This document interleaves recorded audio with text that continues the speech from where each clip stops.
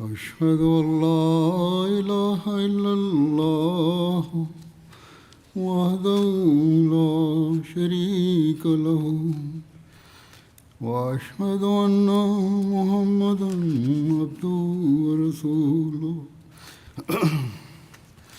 أما بعد فأعوذ بالله من الشيطان الرجيم بسم الله الرحمن الرحيم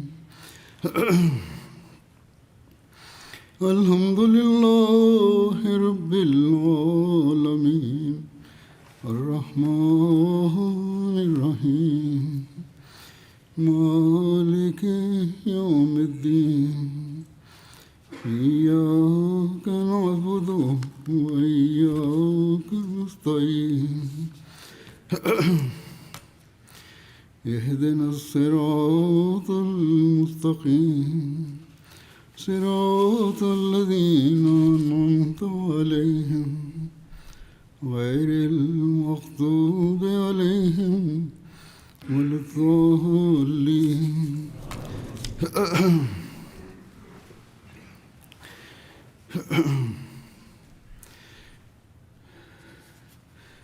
جنگ حنین میں جو دشمن کے تیر اندازوں کے کارن سے مسلمان لشکر میں بھگدڑ مچی تھی اس کا وستار پوروک ورنن کرتے ہوئے حضرت مسلم موعود رضی اللہ تعالیٰ عنہ نے سورہ نور کی آیت 64 کی تفسیر میں یہ گھٹنا اس پرکار ورنن فرمائی ہے کہ کس پرکار نبی کی آگیا کاریتا کرنی چاہیے۔ آیت یہ ہے کہ اس کا انواد ہے کہ اے مومنوں، یہ نہ سمجھو کہ رسول کا تم میں سے کسی کو بلانا ایسا ہی ہے جیسا کہ تم میں سے بعض کا بعض کو بلانا۔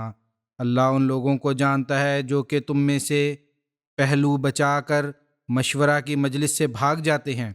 اتہ چاہیے کہ جو اس رسول کی مخالفت کرتے ہیں اس سے ڈریں کہ ان کو خدا کی اور سے کوئی آفت نہ پہنچ جائے یا ان کو دردناک عذاب نہ پہنچ جائے۔ آپ فرماتے ہیں کہ امام کی آواز کے سمکش افراد کی آواز کی کوئی واستوکتا نہیں ہوتی۔ تمہارا کرتویہ ہے کہ جب بھی تمہارے کانوں میں خدا کے رسول کی آواز آئے تو تم ترنت لبیک کہو اور اس کی تعمیل کے لیے دوڑ پڑو کہ اسی میں تمہاری پرگتی کا رہسیہ ہے۔ بلکہ اگر انسان اس وقت نماز بھی پڑھ رہا ہو تو تب بھی اس کا کرتویہ ہے کہ وہ نماز توڑ کر خدا تعالیٰ کے رسول کی آواز کا اتر دے۔ بہرحال نبی کی آواز پر فوراً لبیک کہنا ایک ضروری امر ہے، بلکہ ایمان کی علامتوں میں سے ایک بڑی علامت ہے، اور اللہ تعالیٰ مومنوں کو نصیحت کرتے ہوئے فرماتا ہے کہ اے مومنوں، اگر کبھی خدا تعالیٰ کا رسول تمہیں بلائے تو اس کے بلانے کو دوسرے کے بلانے جیسا مت سمجھو، بلکہ ترنت اس کی آواز پر لبیک کہا کرو۔ گویا بتایا کہ محمد رسول اللہ صلی اللہ علیہ وسلم کی دو الگ الگ حیثیتیں ہیں، ایک افسر دینوی ہونے کی اور ایک نبی ہونے کی۔ دینوی رئیس ہونے کے لحاظ سے بھی ان کے احکام کو ماننا ضروری ہے، پرنتو رئیس دینی ہونے کے لحاظ سے تو اس کی آواز پر لبیک کہنا اور بھی مقدم ہے۔ آپ نے یہاں جنگ حنین کی گھٹنا ورنن کی ہے، اس کی وستار میں وضاحت کرتے ہوئے کہ تاریخ سے پتہ لگتا ہے جنگ حنین کے افسر پر جب مکہ کا کافر لشکر اسلام میں یہ کہتے ہوئے شامل ہو گئے کہ آج ہم اپنی بہادری کے جوہر دکھائیں گے، اور پھر بنو ثقیف کے حملے کی تاب نہ لا کر میدان جنگ سے بھاگ گئے، تو ایک وقت ایسا آیا کہ رسول کریم صلی اللہ علیہ وسلم کے نکٹ صرف 12 صحابی رہ گئے۔ اسلامی لشکر جو 10,000 کی سنکھیا میں تھا اس میں بھگدڑ مچ گئی، اور کفار کا لشکر 3,000 تیر اندازوں پر آدھارت تھا۔ آپ کے دائیں بائیں پہاڑوں پر چڑھا ہوا آپ پر تیر برسا رہا تھا، پرنتو اس وقت بھی آپ پیچھے نہیں ہٹنا چاہتے تھے بلکہ آگے جانا چاہتے تھے۔ حضرت ابوبکر رضی اللہ عنہ نے گھبرا کر آپ کی سواری کی لگام پکڑ لی اور عرض کیا کہ یا رسول اللہ، میری جان آپ پر قربان ہو، یا آگے بڑھنے کا وقت نہیں ہے، ابھی لشکر اسلام جمع ہو جائے گا تو پھر ہم آگے بڑھیں گے۔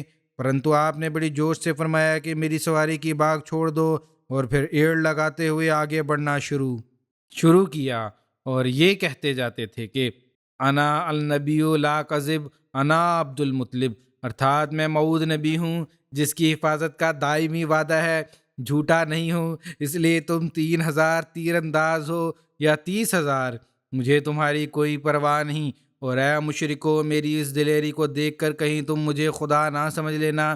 میں ایک انسان ہوں اور تمہارے سردار عبد المطلب کا بیٹا ہوں، ارتھات پوتا ہوں۔ آپ کے چچا حضرت عباس کی آواز بہت اونچی تھی۔ آپ نے ان کی طرف دیکھا اور فرمایا، عباس آگے آؤ اور آواز دو اور بلند آواز سے پکارو کہ اے سورہ بقرہ کے صحابیوں، ارتھات جنہوں نے سورہ بقرہ یاد کی ہوئی ہے، اے حدیبیہ کے دن درخت کے نیچے بیعت کرنے والو، خدا کا رسول تم کو بلاتا ہے۔ ایک صحابی کہتے ہیں کہ مکہ کے تازہ نو مسلموں کی بزدلی کی وجہ سے جب اسلامی لشکر کا اگلا حصہ پیچھے کی طرف بھاگا تو ہماری سواریاں بھی دوڑ پڑیں، اور جتنا ہم روکتے تھے اتنی ہی وہ پیچھے کی طرف بھاگتی تھیں، یہاں تک کہ عباس کی آواز میدان میں گونجنے لگی کہ اے سورہ بقرہ کے صحابیوں۔ وشیشتا سورہ بقرہ کا نام لے کر اس لیے پکارا کہ مدینہ میں نازل ہونے والی یہ سب سے پہلی سورت تھی، اور اس سورت میں یہ بھی آیات ہیں کہ تھوڑے لوگ زیادہ لوگوں پر خدا کے حکم سے غالب آتے ہیں، اور اس میں عہد و پیمان پورے کرنے کی تلقین ہے۔ اے حدیبیہ کے دن درخت کے نیچے بیعت کرنے والو، خدا کا رسول تمہیں بلاتا ہے۔ یہ آواز کہتے ہیں جب میرے کان پر پڑی تو مجھے اس پرکار معلوم ہوا کہ میں زندہ ہی نہیں بلکہ مردہ ہوں، اور اسرافیل کا سور فضا میں گونج رہا ہے۔ میں نے اپنی اونٹ کی لگام زور سے کھینچی، اس کا سر پیٹھ سے لگ گیا، لیکن وہ اتنا بدکا ہوا تھا کہ جوں ہی میں نے لگام ڈھیلی کی وہ پھر پیچھے کی طرف دوڑا۔ اس پر میں نے اور میرے بہت سے ساتھیوں نے تلواریں نکال لیں، اور کئی تو اونٹ پر سے کود گئے، اور کئیوں نے اونٹ کی گردنیں کاٹ دیں، اور رسول کریم صلی اللہ علیہ وسلم کی طرف دوڑنا شروع کر دیا، اور چند لمحوں میں ہی وہ 10,000 صحابہ کا لشکر جو بے اختیار مکہ کی طرف بھاگا جا رہا تھا آپ کے گرد جمع ہو گیا، اور تھوڑی دیر میں پہاڑیوں پر چڑھے کہ اس نے دشمن کی تہس نہس کر دیا، اور یہ خطرناک شکست ایک عظیم الشان فتح کی صورت میں بدل گئی۔ اسی پرکار آپ نے ایک تقریر پر اسوہ حسنہ میں حضرت مسلم موعود نے بھی اس واقعہ کا ورنن کیا ہے۔ یہ فتح مکہ کے بعد جب رسول کریم صلی اللہ علیہ وسلم بعض عرب قبائل کے مقابلے کے لیے غزوہ حنین میں تشریف لے گئے تو چونکہ مکہ میں بہت سے لوگ نئے نئے مسلمان ہوئے تھے، اس لیے بھی رسول کریم صلی اللہ علیہ وسلم کے ساتھ شامل ہو گئے، اور جو ابھی مسلمان نہیں ہوئے تھے وہ بھی صرف اظہار شان اور قومی جوش کی وجہ سے مسلمانوں کے لشکر کے ساتھ شامل ہو گئے، اور انہوں نے اپنی کثرت اور طاقت پر لاف زنی شروع کر دی، کہنا شروع کر دیا کہ ہم بہت کثیر ہیں، آج ہمیں کوئی نہیں ہرا سکتا۔ اللہ تعالیٰ نے ان کو اس کبر کی سزا دینے کے لیے ایسا سامان پیدا کر دیے کہ جب مسلمانوں کا لشکر آگے بڑھا تو دشمن کمین گاہ میں چھپ گیا، اور ان کے بڑے بڑے ماہر تیر انداز کچھ دائیں طرف چھپ کر بیٹھ گئے، کچھ بائیں طرف چھپ کر بیٹھ گئے۔ جب لشکر اس مقام سے گزرا جس کے دائیں بائیں ہزاروں تیر انداز چھپے بیٹھے تھے تو انہوں نے یکدم اسلامی لشکر پر تیروں کی بوچھار کر دی۔ یہ دیکھ کر وہ حدیث الاحد یعنی 9 عمر اور نئے مسلمان جن میں ابھی کمزوری پائی جاتی تھی، اور مکہ کے وہ کافر جو صرف قومی جوش کی وجہ سے مسلمانوں کے ساتھ شامل ہو گئے تھے، بے تحاشا میدان جنگ سے بھاگ نکلے۔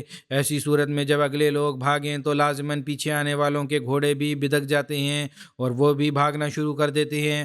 چنانچہ اس جنگ میں بھی ایسا ہی ہوا۔ جب وہ حدیث الاحد مسلمان اور کفار تیروں کو بوچھاڑ برداشت نہ کرتے ہوئے بھاگے تو صحابہ کے گھوڑوں اور اونٹوں نے بھی بھاگنا شروع کر دیا، اور تمام اسلامی لشکر تتر بتر ہو گیا۔ یہ مصیبت یہاں تک بڑھی کہ رسول کریم صلی اللہ علیہ وسلم کے گرد صرف 12 آدمی رہ گئے، باقی سب میدان سے بھاگ کھڑے ہوئے۔ یہ دیکھ کر حضرت عباس نے رسول کریم صلی اللہ علیہ وسلم کے گھوڑے کی باگ پکڑی اور عرض کیا کہ اب ٹھہرنے کا وقت نہیں، گھوڑے کی باگ پھیریں اور واپس چلیں تاکہ اسلامی لشکر کو دوبارہ اکتر کر کے آکرمن کیا جائے۔ پرنتو رسول کریم صلی اللہ علیہ وسلم نے فرمایا، خدا کے نبی میدان جنگ سے پیٹھ نہیں موڑا کرتے۔ یہ کہہ کر آپ نے گھوڑے کی باگ اٹھائی اور اسے ایڑ لگا کر اور بھی آگے بڑھا دیا اور فرمایا، انا النبی لا کذب انا عبد المطلب، میں خدا کا نبی ہوں، جھوٹا نہیں ہوں، اور میں جو آج ان تیر اندازوں سے نہیں ڈرا اور 4,000 تیر اندازوں کے نرغے میں گھرے ہوئے ہونے کے باوجود آگے ہی بڑھتا چلا جا رہا ہوں، تو ظاہر ہے کہ دیکھ کر تم کہیں یہ نہ سمجھ لینا کہ میں خدا ہوں یا مجھے بھی خدائی صفات پائی جاتی ہیں۔ یاد رکھو میں خدا نہیں، میں تو وہی عبد المطلب کا بیٹا ہوں، پرنتو یہ لوگ خدا نما وجود ہوتے ہیں، یعنی جو نبی اور رسول ہوتے ہیں، اللہ کے اولیاء یا خدا نما وجود ہوتے ہیں۔ خدا کو دکھانے والے ہوتے ہیں۔ جب یہ اوستھا پیدا ہوتی ہے تو دشمن خوش ہوا کہ اس نے مسلمانوں کو مار لیا، تو رسول کریم صلی اللہ علیہ وسلم نے حضرت عباس کو مخاطب کر کے فرمایا، عباس آواز دو کہ اے انصار، خدا کا رسول تم کو بلاتا ہے۔ جب حضرت عباس نے بلند آواز سے رسول کریم صلی اللہ علیہ وسلم کا یہ فقرہ دہرایا کہ اے انصار، خدا کا رسول تم کو بلاتا ہے، تو اس وقت ایک انصاری کا بیان ہے کہ حالت یہ تھی کہ ہمارے گھوڑے اور اونٹ ہمارے قبضے میں سے نکل جا رہے تھے، اور یوں معلوم ہوتا کیا تھا کہ مکہ والوں کے ورے یہ نہیں رکیں گے۔ وہ بوجہ مکہ کے ہزاروں لوگوں کے بھاگنے کے اس قدر ڈر گئے کہ کسی قدر واپس لوٹتے ہی نہ تھے۔ ہم اپنی سواریوں کی باگیں کھینچے اور اس قدر زور لگاتے کہ ان کا منہ ان کی دم کو آ لگتا، مگر بجائے واپس لوٹنے کے وہ پیچھے کی اور بھاگتے۔ ہماری یہی حالت تھی کہ ہمارے کانوں میں حضرت عباس کی آواز گونجنے والی آواز آئی کہ اے انصار، خدا کا رسول تم کو بلاتا ہے۔ کہتے ہیں کہ اس آواز کے سنتے ہی ہماری یہ حالت ہو گئی کہ ہمیں یہ معلوم نہ ہوتا کہ ہمیں کوئی آدمی پکار رہا ہے، بلکہ ہمیں یہ معلوم ہوتا ہے کہ قیامت کا دن ہے اور مردہ روحوں کو زندہ کرنے کے لیے سورہ اسرافیل پھونکنا جاری ہے۔ اس وقت ہمیں دنیا و ما فیہا کا کوئی ہوش نہ تھا، اور کیول ایک ہی آواز ہمارے کانوں میں گونجنے لگی، اور وہ عباس کی آواز تھی۔ اس وقت ہماری تمام کمزوری جاتی رہی، اور یا تو ہمارے اندر یہ احساس پایا جاتا تھا کہ ہم اپنے گھوڑوں اور اونٹوں کو نہیں روک سکتے، یا پھر ہم نے آخری دفعہ پھر زور لگایا اور اپنے گھوڑوں اور اونٹوں کو موڑنے کی پوری کوشش کی۔ چنانچہ جو مڑ گئے سو مڑ گئے، اور جو نہ مڑے ہم نے تلواریں نکال کر ان کی گردنیں کاٹ دیں، اور پیدل دوڑتے ہوئے رسول کریم صلی اللہ علیہ وسلم کے پاس پہنچ گئے۔ یہ وہ لوگ تھے جنہوں نے محمد رسول اللہ صلی اللہ علیہ وسلم کے اس ایمان سے فائدہ اٹھایا، چنانچہ جس طرح محمد رسول اللہ صلی اللہ علیہ وسلم کی یہ شان تھی کہ وہ خواہ کیسی ہی خطرہ ہو، خدا آپ کی آنکھوں سے اوجھل نہیں ہوتا تھا۔ یہی شان اپنے درجے کے مطابق صحابہ میں پیدا ہو گئی۔ آپ کی تربیت کے زیر اثر حضرت صلی اللہ علیہ وسلم کے ساتھ کون کون ثابت قدم رہا۔ روایت میں آتا ہے کہ حضرت ابن مسعود سے یہ روایت ہے کہ میں حنین کے موقع پر رسول اللہ صلی اللہ علیہ وسلم کے ساتھ تھا، مسلمان بھاگ گئے اور آپ کے پاس مہاجرین و انصار میں صرف 80 لوگ رہ گئے۔ ہم ثابت قدم رہے اور پیٹ پھیر کر نہیں بھاگے، اور یہی وہ لوگ تھے جن پر اللہ تعالیٰ نے سکینت نازل کی۔ رسول اللہ صلی اللہ علیہ وسلم اپنے خچر پر موجود تھے، ایک قدم بھی پیچھے نہ ہٹے۔ آپ کے خچر جھکی تو آپ زین سے نیچے جھکے۔ میں نے کہا آپ صلی اللہ علیہ وسلم اوپر ہو جائیں، اللہ آپ کو بلند کرے۔ آپ صلی اللہ علیہ وسلم نے فرمایا کہ مجھے مٹی کی ایک مٹھی دو، تو میں نے آپ صلی اللہ علیہ وسلم کو دے دی مٹھی میں مٹی بھر کے۔ تو آپ صلی اللہ علیہ وسلم لے کے مجھ سے وہ مٹی ان کے چہروں کی طرف پھینکی دشمن کے، تو ان کی آنکھیں مٹی سے بھر گئیں۔ پھر فرمایا مہاجر و انصار کہاں ہیں؟ میں نے عرض کیا وہ یہاں موجود ہیں۔ تو فرمایا ان کو بلاؤ۔ میں نے ان کو بلایا تو وہ اپنی تلواروں کو اپنی دائیں ہاتھوں لیتے ہوئے آئے، اور مشرکین پیٹ پھیر کر بھاگ گئے۔ ایک اور روایت میں ہے کہ جب لوگ بھاگ گئے، یعنی مسلمانوں کے لشکر میں بھگدڑ مچ گئی، تو آپ صلی اللہ علیہ وسلم کے پاس تقریباً 100 افراد رہ گئے۔ اس وقت آپ نے یہ دعا مانگی، اللہم لک الحمد و الیک المشتکی وانت المستعان۔ اے اللہ، تمام تعریفیں تیرے لیے ہیں، ہم تجھے ہی سے شکوہ کرتے ہیں اور مدد کے لیے تجھی جو پکارتے ہیں۔ تو جبرائیل نے عرض کیا آپ پر وہی کلمات القاء ہوئے ہیں جو حضرت موسیٰ کو سمندر کے پھٹنے کے دن سکھائے گئے تھے۔ حضرت حارث بن نعمان سے روایت ہے کہ جب لوگوں کے الٹے قدم واپس لوٹے تو مجھے اندازہ ہوا کہ آپ کے ساتھ صرف 100 افراد رہ گئے ہیں۔ حضرت انس سے روایت ہے کہ اسی روز ارتھات حنین کے افسر پر آپ کے ساتھ ابو بکر، عمر، عثمان اور علی رضوان اللہ علیہم اجمعین تھے۔ ہر ایک نے 10 سے زائد چوٹیں لگیں۔ حضرت ابن مسعود بھی ان میں شامل تھے، اور انصار میں بھی حضرت ابو ذر دجانہ، حارثہ بن نعمان، سعد بن عبادہ، ابو بشیر، اسید بن حضیر، اور اہل مکہ میں سے شعیبہ بن عثمان ثابت قدم رہے۔ مہیلاؤں میں سے حضرت سلیم بنت ملحان، عمارہ، نصیبہ بنت کعب، حارث، سلیم بنت عبیدہ، یہ بھی جنگ کے میدان میں تھی۔ صحابیات کی ثابت قدمی کے بارے میں آتا ہے کہ عبداللہ بن ابی بکر سے روایت ہے کہ رسول اللہ صلی اللہ علیہ وسلم نے حضرت سلیم بنت ملحان کو دیکھا۔ وہ اپنے شوہر ابو طلحہ کے ہمراہ تھیں، اور وہ حاملہ تھی۔ انہیں ڈر تھا کہ اونٹ انہیں نیچے نہ گرا دے، چنانچہ انہوں نے اپنا ہاتھ نکیل اور لگام کے اندر سے ڈال کر اونٹ کا سر اپنے قریب کر رکھا تھا۔ حضور صلی اللہ علیہ وسلم نے فرمایا سلیم ہے؟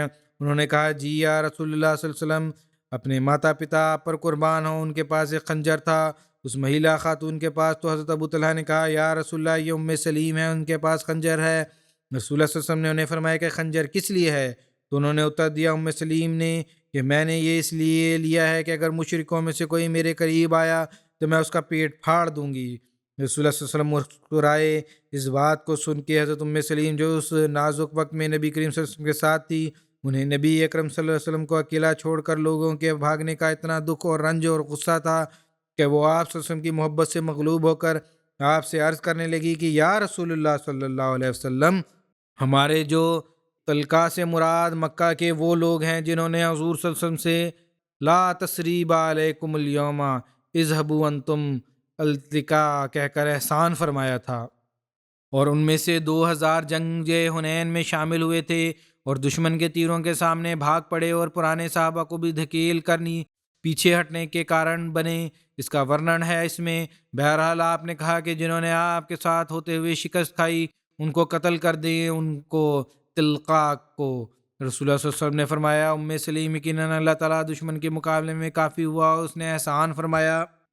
ایک اور بہادر صحابیہ حضرت عمارہ رضی اللہ عنہ سے روایت ہے، غزوہ حنین کے دن جب لوگ بھاگ کھڑے ہوئے تو ہم 4 عورتیں تھیں، میرے پاس تیز کاٹ والی تلوار تھی، سلیم کے پاس خنجر تھا اور انہیں خنجر اپنی کمر کے ساتھ باندھ رکھا تھا، وہ میدان سے تھی۔ اس کے علاوہ حضرت سلیت اور حارثہ بھی موجود تھی۔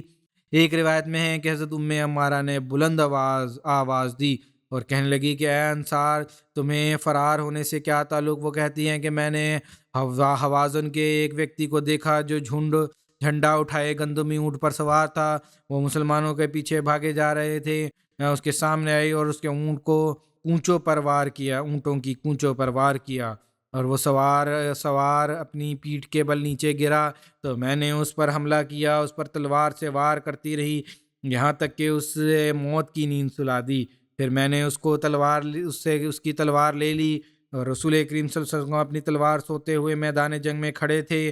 میں وہاں پہنچی اور آپ پکار رہے تھے کہ اے اصحاب سورہ بقرہ، چنانچہ انصار حملہ کرتے ہوئے واپس پلٹے اور حوزان کے لوگ صحابہ کے سامنے اتنی دیر ہی ٹھہرے جتنی دیر میں اونٹنی کے دوہا جاتا ہے، ارتھات تھوڑی دیر وہ مقابلہ کر سکے، پھر وہ دشمن کی شکست خوردہ ہو کر بھاگ نکلے۔ وہ کہتے ہیں کہ میں نے دشمن کی اس طرح ذلت آمیز شکست کبھی نہیں دیکھی، وہ ہر سمت منہ اٹھائے بھاگے جا رہے تھے۔ میرے بیٹے حبیب اور عبداللہ میرے پاس واپس آئے اور ان کے ہاتھوں میں قیدی تھے۔ حضرت ابو بشیر معاذنی سے روایت ہے کہ حنین کے دن ہم نے صبح کی نماز پڑھی، پھر ہم اس جگہ پہنچے جہاں رسول اللہ صلی اللہ علیہ وسلم نے کھڑا کیا تھا۔ ہمیں علم نہ تھا، سورج طلوع ہونے کے قریب تھا، اچانک ہم پر آکرمن ہو گیا، ہمارے لشکر کا اگلا بھاگ ہماری طرف واپس پلٹا اور وہ پراجے کھا چکے تھے، ہماری صفیں خلط ملط ہو گئیں، ہم لشکر کے اگلے حصے میں پراجے کھا گئے۔ میں پلٹ کر آگے بڑھا، میں نے نوجوان لڑکا تھا، مجھے معلوم ہوا کہ رسول اللہ صلی اللہ علیہ وسلم لشکر کے اگلے بھاگ میں ہیں، تو میں کہنے لگا کہ اے انصار، میرے ماں باپ، آپ رسول اللہ صلی اللہ علیہ وسلم پر قربان ہوں، تم کہاں پھرے جا رہے ہو؟ آواز دی انہوں نے۔ میں شکست خوردہ لوگوں کے پیچھے مڑ رہا تھا، میری کوشش صرف رسول اللہ صلی اللہ علیہ وسلم کی سلامت دیکھنے کی تھی، یہاں تک کہ میں رسول اللہ صلی اللہ علیہ وسلم تک پہنچ گیا اور آپ فرما رہے تھے اے انصار، اے انصار۔ میں آپ کی سواری کے قریب گیا اور میں نے پیچھے دیکھا، انصار فوراً واپس لوٹ رہے تھے اور رسول اللہ صلی اللہ علیہ وسلم اپنی سواری پر دشمن کے سامنے کھڑے تھے۔ انصار رسول اللہ صلی اللہ علیہ وسلم کے سامنے قتال کرنے لگے اور رسول اللہ صلی اللہ علیہ وسلم کے ساتھ ساتھ تھے، تو انصار دشمن کو دور کر رہے تھے، یہاں تک کہ ہم نے ایک کو 3 میل تک دھکیل دیا، وہ گھاٹیوں میں پھیل گئے یہاں تک کہ ہمارے سامنے پراجے کھا گئے۔ پھر رسول اللہ صلی اللہ علیہ وسلم اپنی منزل پر اور اپنے خیمے کی طرف لوٹ گئے اور قیدی آپ ارد گرد بندھے ہوئے تھے اور ایک گروہ آپ کے خیمے کے گرد تھا۔ آپ کے ہمراہ آپ صلی اللہ علیہ وسلم کے دونوں پوتر پتنیاں حضرت سلمہ اور حضرت زینب تھی۔ ایک روایت میں حضرت سلمہ اور حضرت میمونہ کا ورنن ملتا ہے۔ ان کے ارد گرد لوگوں کی جماعت تھی جو رسول اللہ صلی اللہ علیہ وسلم پر پہرا دے رہے تھے، اور عبادہ بن بشر اور ابو نائلہ اور محمد بن مسلمہ تھے۔ ابن عقبہ بیان کرتے ہیں کہ ایک قریشی آدمی صفوان بن امیہ کے پاس تھے، گزارا یہ ابھی تک مشرک تھا، حنین کی جنگ کا نظارہ کرنے کے لیے ساتھ آیا تھا اور کہا تجھے بشارت ہو، محمد صلی اللہ علیہ وسلم اور اس کے اصحاب کو شکست ہو گئی، پہلے جو حملہ ہوا تھا اس کی وجہ سے اس نے یہ شکست کی خبر دی، اور پھر کہنے لگے وہ مشرک کہ اللہ کی قسم وہ اب کبھی بھی پہلی حالت میں نہیں آ سکتے، ارتھات ان کو فتح نصیب نہیں ہو سکتی۔ تو صفوان نے کہا تو مجھے بدوؤں کے غلبہ کی خوشخبری دیتا ہے، اللہ کی قسم کسی قریشی کا سردار بننا مجھے بدوؤں کے سردار بننے سے زیادہ محبوب ہے۔ صفوان اس بات سے غصے میں آ گیا اور اس کی بات سنی جب دشمن کی انہوں نے اپنے ایک غلام کو بھیجا خبر لانے کے لیے، کہا کہ غور سے سنو یہ کس کے اشعار کی آواز آ رہی ہے، کیونکہ اس وقت نعروں کی آواز بھی شروع ہو گئی تھی۔ وہ واپس اس کے پاس آیا اور کہا کہ میں نے ان کو یہ کہتے ہوئے سنا ہے کہ اے بنو عبد الرحمن، اے بنو عبداللہ، اے بنو عبداللہ۔ اس نے کہا محمد صلی اللہ علیہ وسلم غالب آ گئے اور یہ ان کے جنگ میں شعار ہیں۔ اس سے صفوان کی تسلی ہوتی ہے اور کہنے لگا کہ مجھے محمد صلی اللہ علیہ وسلم کو فتح ہوئی۔ اس جنگ میں رسول اللہ صلی اللہ علیہ وسلم کا کفار پر کنکریاں پھینکنا اور دعا کرنے کے بارے میں بھی یوں ورنن ملتا ہے جس طرح پہلے ورنن ہوا ہے۔ آپ نے فرمایا تھا کہ مٹی دو مجھے پھینکوں گا۔ اس کی مزید تفصیل میں ایک جگہ یوں ہے کہ صحابہ کے واپس پلٹنے پر جب جنگ اور اپنے زوروں پر تھی تو رسول اللہ صلی اللہ علیہ وسلم نے نظر اٹھا کر جنگ کا نظارہ کیا اور اپنی ایک خچر پر سوار تھے۔ رسول اللہ صلی اللہ علیہ وسلم نے فرمایا جنگ خوب زوروں پر ہے۔ راوی کہتے ہیں کہ رسول اللہ صلی اللہ علیہ وسلم نے کنکر پکڑے اور انہیں کفار کے چہرے کی طرف پھینکا، پھر فرمایا محمد کے رب کی قسم۔ ایک اور روایت میں ہے کہ حضور صلی اللہ علیہ وسلم نے فرمایا کعبہ کے رب کی قسم، یہ لوگ شکست کھا گئے۔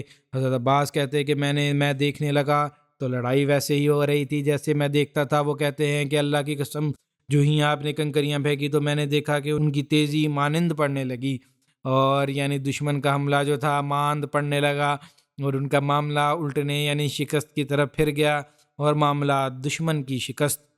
اس کی مزید تفصیل اس طرح ملتی ہے کہ رسول اللہ صلی اللہ علیہ وسلم دونوں رکابوں میں پاؤں رکھ کر کھڑے ہو گئے اور آپ اپنے خچر پر سوار تھے۔ آپ نے اپنے ہاتھ اٹھائے دعا کرتے ہوئے کہنے لگے اے اللہ میں تجھے اس کا واسطہ دیتا ہوں جو تو نے مجھ سے وعدہ کیا تھا۔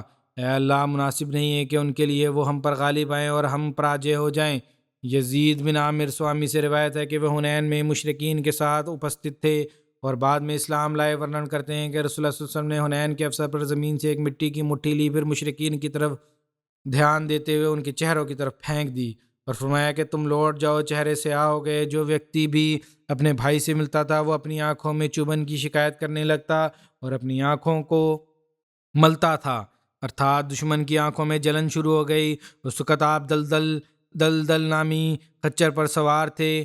شعیبہ بن عثمان ایک قریشی معزز ویکتی تھا، اس کا باپ عثمان بن طلحہ جنگ احد میں قتل ہوا تھا۔ یہ مکہ سے حنین کے لشکر میں شامل ہوا۔ عباس کے نزدیک یہ فتح مکہ کے وقت مسلمان ہو گیا تھا۔ وہ خود سوئم ورنن کرتا ہے کہ میں اس نیت سے شامل ہوا تھا کہ جب اس کا مطلب یہ ہے کہ مسلمان نہیں ہوا تھا۔ جب بھی مجھے افسر ملا تو میں اپنے باپ کے قتل کے بدلے میں محمد صلی اللہ علیہ وسلم کے وعد کر کے نعوذ باللہ اپنے دل کو ٹھنڈا کروں گا۔ اسلام سے مخالفت کا یہ پربھاؤ تھا کہ یہ کہا کرتا تھا کہ سارا عرب و عجم بھی محمد صلی اللہ علیہ وسلم کا کلمہ پڑھ لے تب بھی ان کی پیروی نہیں کروں گا میں۔ تو شعیبہ نے جب دیکھا کہ مسلمان میدان سے بھاگ کھڑے ہوئے ہیں اور محمد صلی اللہ علیہ وسلم صرف چند لوگوں کے درمیان رہ گئے ہیں تو وہ بیان کرتے ہیں کہ میں نے سوچا کہ میرے لیے اب یہ اچت افسر ہے، نعوذ باللہ آپ کو وعد کر سکتا ہوں۔ وہ کہتا ہے کہ میں آپ کے دائیں جانب سے آپ پر حملہ کرنے کے لیے آگے ہوا تو میں نے وہاں آپ کے چچا عباس کو کھڑا دیکھا۔ میں نے خیال کیا کہ عباس کی موجودگی میں محمد صلی اللہ علیہ وسلم پر حملہ کرنا ممکن نہیں، چنانچہ میں واپس پلٹا۔ آکرمن کرنا ممکن نہیں، چنانچہ میں واپس پلٹا اور پھر میں نے آپ کے بائیں جانب ہوا اور ادھر حملہ کرتا ہوا تو وہاں دیکھا کہ ابو سفیان بن حارث کھڑے ہیں، تو وہاں سے واپس ہو گیا اور پھر آپ کے پیچھے کی جانب سے آپ پر حملہ کرنے کا ارادہ کیا۔ تو جب حملہ کرنے کی نیت سے آگے بڑھا تو اپنی آنکھوں پر ہاتھ رکھ کر الٹے پاؤں تیزی سے واپس پلٹ گیا۔ بعد میں وہ بیان کرتے ہیں کہ عین اس وقت مجھے آگ کے شعلے اٹھتے ہوئے دکھائی دیے اور یوں لگا وہ شعلے مجھے بھسم کر کے رکھ دیں گے۔ اسی دوران حضرت صلی اللہ علیہ وسلم نے آواز دی کہ شعبہ میرے قریب آؤ۔ آپ کو پتہ لگ گیا کہ یہ پیچھے کھڑے تھے اور وہ کہتے ہیں کہ میں آپ صلی اللہ علیہ وسلم کے قریب ہوا۔ آپ نے تبسم فرمایا اور میرے سینے پر اپنا دست مبارک پھیر دیا اور دعا کی اے اللہ شیطان کو اس سے دور کر دے۔ شعبہ کہتے ہیں کہ خدا کی قسم اس وقت رسول اللہ علیہ وسلم مجھے میری کان، میری آنکھ، میری جان سے بھی زیادہ عزیز ہو گئے اور میرا سینہ صاف ہو گیا۔ اور رسول اللہ صلی اللہ علیہ وسلم نے شعبہ سے فرمایا اے شعبہ کافروں سے جنگ کرو۔ وہ ورنن کرتے ہیں کہ اب میں محمد صلی اللہ علیہ وسلم کا سنرکشن میں دشمنوں کی طرف تلوار لے کر آگے بڑھا اور رسول اللہ صلی اللہ علیہ وسلم کی محبت میں یوں جنگ کرنے لگا کہ اس وقت اگر میرا باپ بھی میرے سامنے آتا تو اس کو بھی قتل کر دیتا۔ اس گھٹنا کو حضرت مسلم موعود نے بھی ورنن کیا ہے اپنے رنگ میں کہ رسول اللہ صلی اللہ علیہ وسلم کے متعلق ایک گھٹنا آتی ہے کہ ایک ویکتی نے بظاہر اسلام قبول کر لیا تھا اور وہ جنگ حنین میں شریک ہوا، لیکن اس کی نیت یہ تھی کہ جس وقت وہ لشکر آپس میں ملے تو میں افسر پا کر رسول اللہ صلی اللہ علیہ وسلم کو شہید کر دوں۔ جب لڑائی تیز ہوئی تو اس نے تلوار کھینچ لی۔ رسول کریم صلی اللہ علیہ وسلم اس وقت اکیلے تھے، صرف عباس تھے اس شخص نے افسر کو لابھنوت جانا اور آگے بڑھ کر وار کرنا چاہا۔ خدا تعالیٰ نے رسول کریم صلی اللہ علیہ وسلم کو الہاماً بتا دیا کہ اس شخص کے اندر کپٹ ارتھات دشمنی ہے۔ وہ شخص خود ذکر کرتا ہے کہ میں آپ کی طرف بڑھتا گیا، میں نے خیال کرتا کہ اب میری تلوار آپ کی گردن اڑا دے گی، لیکن جب میں آپ کے قریب پہنچا تو آپ نے اپنا ہاتھ میری طرف بڑھایا اور میرے سینے پر رکھ کر فرمایا، اے خدا تو اس کو شیطانی خیال سے نجات دے اور اس کے بغض کو دور کر دے۔ وہ ویکتی کہتا ہے کہ مجھے سہسا یوں محسوس ہوا کہ آپ سے زیادہ پریہ چیز اور کوئی نہیں ہے۔ اس کے بعد رسول کریم صلی اللہ علیہ وسلم نے فرمایا، آگے بڑھو اور لڑو، اور میں نے تلوار سونت لی اور خدا کی قسم اگر اس وقت میرا باپ بھی زندہ ہوتا، میرے سامنے آ جاتا، تو میں اپنی تلوار اس کے سینے میں بھونک دیتا ارتھات گھونپ دیتا اور اس سے بھی دریغ نہ کرتا۔ یہ محبت ہے جس نے اس کی دشمنی کو دور کر دیا۔ ارتھات حضرت صلی اللہ علیہ وسلم کی جو محبت تھی اس نے اس کی دشمنی کو ختم کر دی۔ جنگ ختم ہو جانے کے بعد حضرت صلی اللہ علیہ وسلم اپنے خیمہ میں تشریف فرما تھے۔ شعیبہ بن عثمان نبی صلی اللہ علیہ وسلم کی زیارت و ملاقات کے لیے اپستھت ہوئے۔ رسول اللہ صلی اللہ علیہ وسلم نے انہیں فرمایا، اے شعیبہ، جو کچھ تم اس وقت سوچ رہے ہو اس سے بہتر ہے جو اب اللہ نے تمہارے لیے مقدر کر دیا ہے۔ اور پھر آپ صلی اللہ علیہ وسلم نے شعیبہ کو وہ تمام باتیں بتائیں جو شعیبہ اس وقت میدان جنگ میں اپنے دل میں چھپائے ہوئے تھا۔ شعیبہ نے رسول اللہ صلی اللہ علیہ وسلم کی خدمت میں جو کچھ ماضی میں ہوا اس کی بخشش کی درخواست کی، تو آپ صلی اللہ علیہ وسلم کو دعا دیتے ہوئے فرمایا، اللہ تمہاری بخشش فرمائے۔ اسی طرح نذیر بن حارثہ کی بدنیتی اور ان کے نیک انجام کا بھی ذکر ملتا ہے کہ مکہ سے جو لوگ بدنیتی اور بد ارادوں سے حنین کے لشکر میں شامل ہوئے تھے ان میں سے ایک نذیر بن حارثہ بھی تھا۔ یہ قریش کے سرداروں میں سے ایک ویکتی تھا، اس کا بھائی جنگ بدر میں مارا گیا تھا۔ یہ سوئم ورنن کرتے ہیں کہ میں نے اپنے کچھ ساتھیوں کے ساتھ نیت سے حنین کی طرف نکلا تھا کہ افسر ملتے ہی مشرکین کی طرف سے حملہ کرنے والوں کے ساتھ شامل ہو جاؤں گا، اور جب مسلمان ابتدا میں منتشر ہوئے تو میں حضرت صلی اللہ علیہ وسلم کو قتل کرنے کے لیے ان کی طرف گیا، لیکن جو ہی میں نے آپ صلی اللہ علیہ وسلم کی طرف بڑھنے کا ارادہ کیا تو کیا دیکھتا ہوں کہ آپ صلی اللہ علیہ وسلم کے ارد گرد سفید چہروں والے کچھ لوگ ہیں جو مجھے کہہ رہے ہیں کہ یہاں سے دور ہو جاؤ۔ ان کی آواز میں ایسی دہشت تھی کہ میں ڈر گیا اور میں کانپنے لگ گیا، اور تھوڑے ہی دیر گزری ہوئی ہوگی کہ مسلمان واپس جمع ہونے لگے اور دشمنوں پر آکرمن کرنے لگے، اور اس دوران میں وہاں سے واپس ہو گیا اور درختوں میں چھپ گیا اور کئی دن چھپا رہا، کیونکہ جو کچھ میں نے دیکھا تھا اس کا رعب مجھے دور نہیں ہو رہا تھا، یہاں تک کہ مجھے پتہ چلا کہ رسول اللہ صلی اللہ علیہ وسلم طائف کی طرف چلے گئے، اور پھر وہاں سے آپ صلی اللہ علیہ وسلم نے جعرانہ چلے گئے۔ جنگ ختم ہونے کے بعد تو میں نے سوچا کہ اب اسلام کا غلبہ ہو چکا ہے اور سب نے اسلام قبول کر لیا ہے، میں بھی حضور صلی اللہ علیہ وسلم کی خدمت میں حاضر ہو جاؤں۔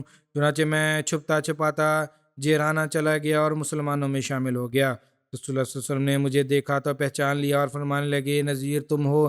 میں نے عرض کیا، جی حضور حاضر ہوں۔ آپ صلی اللہ علیہ وسلم نے فرمایا، یہ تیرے لیے اس سے بہتر ہے جو تم نے حنین کے افسر پر ارادہ کیا تھا، اور اس میں اللہ تیرے اور اس کے درمیان حائل ہو گیا ہے، ارتھات تیرے ارادے اور تیرے درمیان حائل ہو گیا ہے۔ نذیر بیان کرتے ہیں کہ میں نے یہ بات سن کر تیزی سے حضور صلی اللہ علیہ وسلم کی طرف بڑھا اور عرض کیا کہ یا رسول اللہ صلی اللہ علیہ وسلم، اگر اللہ کے اترکت کوئی اور معبود ہوتا تو مجھے کوئی فائدہ دیتا، کلمہ شہادت پڑھ کر اسلام سویکار کر لیتا۔ حضور صلی اللہ علیہ وسلم نے ان کے لیے دعا کرتے ہوئے فرمایا، اللہم زدہ ثبات، اے اللہ ایسے ثابت قدمی میں بڑھا دے۔ نذیر نے کہا، اللہ کی قسم، آپ صلی اللہ علیہ وسلم کی اس دعا کے توفیل میرا دل ثابت قدمی کے اعتبار سے چٹان کی طرح ہو گیا ہے۔ اس پر رسول اللہ صلی اللہ علیہ وسلم نے فرمایا، سب تعریف اللہ کے لیے ہے جس نے اسے ہدایت فرمائی۔ غزوہ حنین کے بعد مال غنیمت کی تقسیم کرتے ہوئے حضرت صلی اللہ علیہ وسلم نے بعض نو مسلم سرداران قریش کی تالیف قلوب کے لیے 100 اونٹ عطا فرمائے۔ ان میں سے ایک یہ نذیر بن حارثہ بھی تھے۔ انہوں نے ایک ایسی خودداری کا مظاہرہ کیا کہ در حقیقت حضرت صلی اللہ علیہ وسلم کو ان کی ثابت ایمانی عطا کیے جانے کی دعا کا اثر تھا۔ ایک شخص ان کو یہ خبر سنانے کے لیے آیا اور رسول اللہ صلی اللہ علیہ وسلم نے آپ کو 100 اونٹ دینے کا اعلان فرمایا، لہٰذا وہ اونٹ لے لیں۔ اس پر نذیر نے اس کو کہا کہ رسول اللہ صلی اللہ علیہ وسلم تو تالیف قلب کے لیے یہ دے رہے ہیں، اس لیے یہ اونٹ نہیں لوں گا، ارتھات میں تو اللہ کے فضل سے اسلام پر ثابت قدم ہوں، مجھے اس طرح کا مال لینے کی ضرورت نہیں ہے تالیف قلب کے لیے۔ پھر خود ہی بعد میں کہنے لگا کہ میں نے رسول اللہ صلی اللہ علیہ وسلم سے خود تو یہ مال نہیں مانگا اور نہ ہی سوال کیا ہے، اور یہ تو آپ صلی اللہ علیہ وسلم کی طرف سے عطیہ اور تحفہ ہے، اس لیے اس سے انکار نہیں کرنا چاہیے۔ اس پر انہوں نے یہ خبر لانے والے ان اونٹوں میں سے 10 اونٹ تحفہ کے طور پر دے دیے اور باقی خود رکھ لیے۔ بعد میں اکثر اس بات کا اظہار کیا کرتے تھے کہ اللہ کا شکر ہے کہ ہم اس شرک پر نہیں مر گئے جس پر ہمارے آباء و اجداد تھے۔ ان کا اسلام بہت اچھا رہا۔ یہ ہجرت کر کے مدینہ چلے گئے اور پھر وہاں سے جہاد کی غرض سے شام کی طرف چلے گئے اور 15 ہجری میں جنگ پر یرموک میں شہادت پائی۔ باقی انشاءاللہ تعالی آگے۔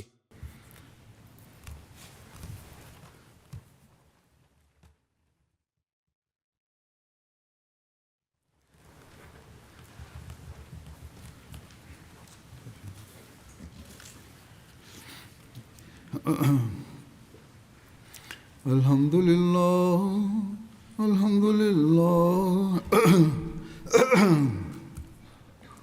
الحمد للہ نحمدہ ونستعینہ ونستغفرہ ونؤمن بہ ونتوکل علیہ ونعوذ باللہ من شرور انفسنا ومن سیئات اعمالنا من يهده الله فلا مضل له ومن يضلل فلا هادي له ونشهد أن لا إله إلا الله ونشهد أن محمدا عبده ورسوله عباد الله رحمكم الله إن الله يأمر بالعدل والإحسان وإيتاء ذي القربى وينهى عن الفحشاء